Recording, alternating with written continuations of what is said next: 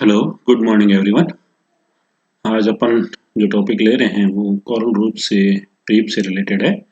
जो कोरल है उनके महत्व क्या, importance of coral and coral reef, जो प्रवाल और प्रवाल भित्तियां उनका क्या महत्व है। Healthy corals coral reefs are among the most biological diverse. ये जो हेल्थी है वो जैविक रूप से देखा जाए तो बहुत विविध प्रकार की, आर्थिक रूप से economically valuable ecosystem on earth providing valuable and vital ecosystem services, जो कि पारिस्थितिक रूप से बहुत सारी ये सेवाएं प्रदान करती है इकोसिस्टम के अंदर। Coral ecosystem are the source of food. ये जो पूरा इसका प्रजनन तंत्र क्या कहते हैं, पूरा कोरल का जो प्रवाल पारिस्थितिकी तंत्र है, ये जो भोजन के स्रोत के रूप में काम करता है। मिलियंस बहुत सारी सुरक्षा प्रदान करता है बहुत सारे जीवों को। Coast line from the storms and erosion, storms मतलब तूफानों से, कटाव से प्रोवाइड बहुत सारे जीवों को आवासीय स्थल प्रदान करता है। स्पॉनिंग के लिए, नर्सरी ग्राउंड के लिए, इकोनॉमिकली इम्पोर्टेंस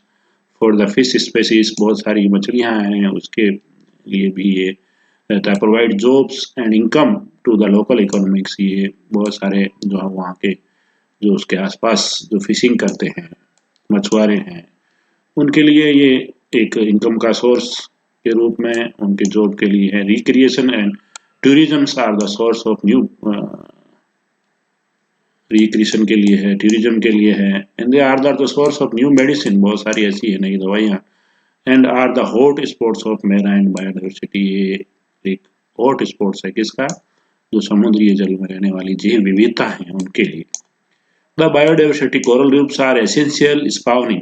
तो यहाँ आकर बहुत सारे ऐसे जीव हैं जो अपनी जन्म स्थली बनाते हैं, उसको वहाँ प्रजनन करते हैं। नर्सरी के लिए वहाँ पर उनका पालन पोषण होता है, ब्रीडिंग करते हैं वहाँ पर, फीडिंग करते हैं। Ground for the numerous organisms, बहुत सारे जीवों के लिए एक एक ग्राउंड का कार्य करता है। In terms of biodiversity the variety of species living in coral reefs, बहुत विविध प्रकार के जो जीव जंतु है में जो समुद्री जल में रहते हैं वो कोरल रीफ्स के अंदर। It is greater than any other shallow water marine.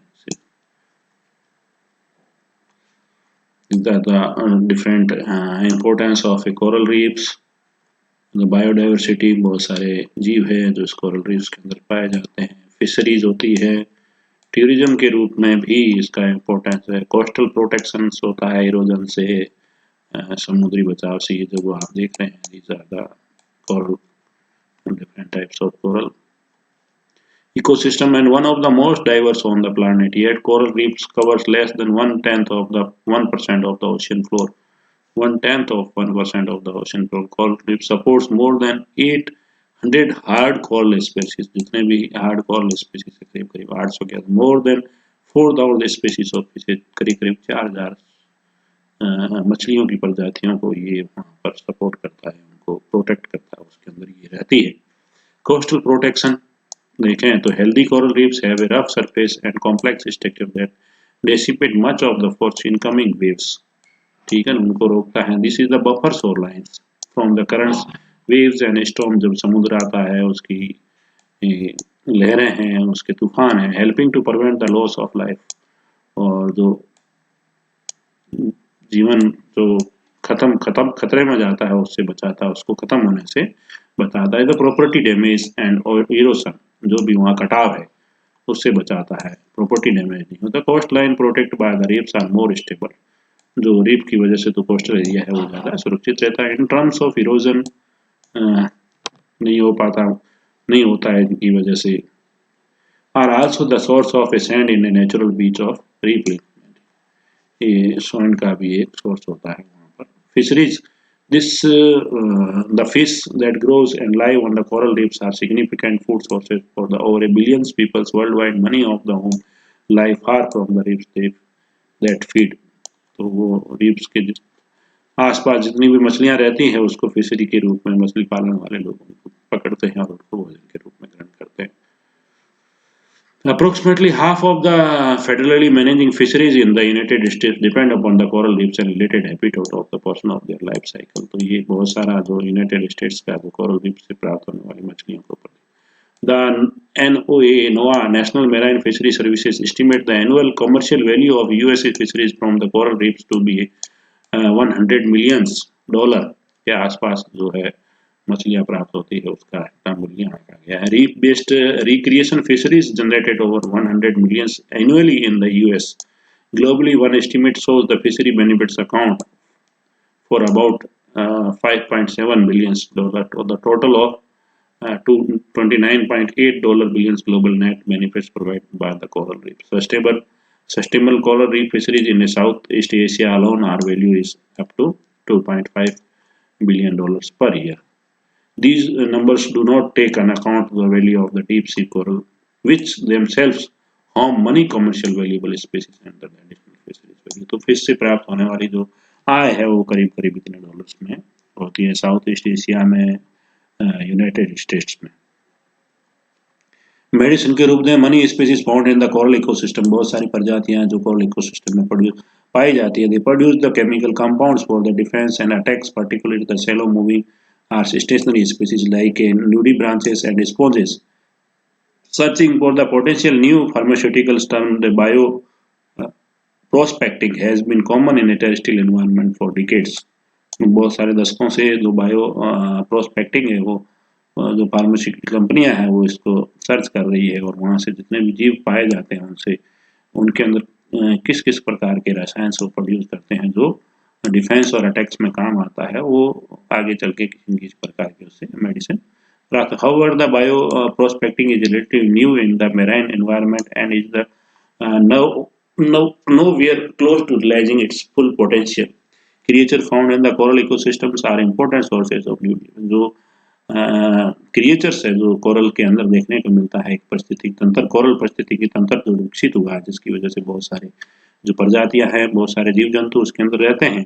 They are the sources of new medicine, वो नई जो दवाइयों उसके लिए वो स्रोत के रूप काम करते हैं। Being developed to induce ease labour treat cancer, जिस प्रकार के बहुत सारी जो दवाइयां हैं वो इन रोगों के लिए, कैंसर के लिए, आर्थराइटिस के लिए, अस्थमा के लिए, अल्सर के लिए, ह्यूमन बैक्टीरियल इन्फेक्शन के लिए, हृदय के रोग के लिए, वायरस एंड अदर डिसीज के लिए, as well source of the nutritional supplements, जो न्यूट्रिशनल सप्लीमेंट्स है उसके लिए भी काम आते हैं, एंजाइम्स के लिए, कॉस्मेटिक्स होते हैं वो भी इससे डेवलप किए जा सकते हैं। The medicine and other potential useful compounds identified to date and have led to coral ecosystem being referred to the medicinal cabinets.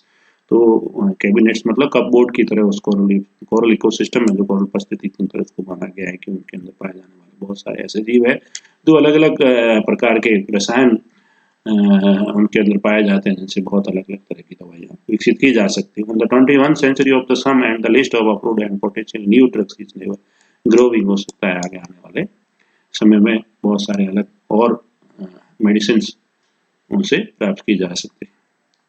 Tourism and recreation, every year millions of scuba divers and snorkelers visits coral reefs to enjoy the abundant sea life. बहुत सारे जो लोग हैं वहाँ जाते हैं और उसकी कोरल की जो अंदर पाई जाने वाली जो लाइफ्स है देते रहते हैं, उनको एंजॉय करते हैं। Even more tourist visit the beaches protected by the reefs, जो बहुत सारे ऐसे समुद्री किनारे हैं, बीचेस हैं, वहाँ पर जाते हैं और उसकी जो की रीफ से प्रोटेक्ट है अभी तक भी। Local economics receives billions of dollar from the visitors of the reef, तो जो वहाँ की आर्थिक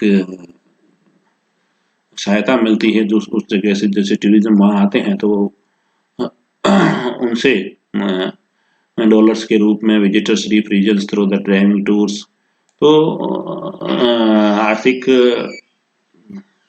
लाभ मिलता है टूरिज्म की वजह से उस एरिया को। Driving tours, recreational fishing trips, जिससे फिशिंग ट्रिप्स भी होती हैं, hotel, restaurants, other business based near the reef ecosystem, जो कोरल रीफ है उसकी परिस्थिति तंत्र के पास जितने भी है वो होटल भी खुलते हैं, रेस्टोरेंट्स भी खुलते हैं इस टूरिज्म की वजह से, जिससे आर्थिक लाभ मिलता है उस पर्टिकुलर एरिया को। One estimates places the total global value of the coral reef based recreation and tourism is about 9.6 billion of the total global net benefits of the coral reefs. Some coral are highly prized for their, बहुत सारी ऐसी corals है जिनके बहुत उसकी सुंदरता की वजह से उसको ज्वेलरी में, आभूषणों में उपयोग लिया जाता है।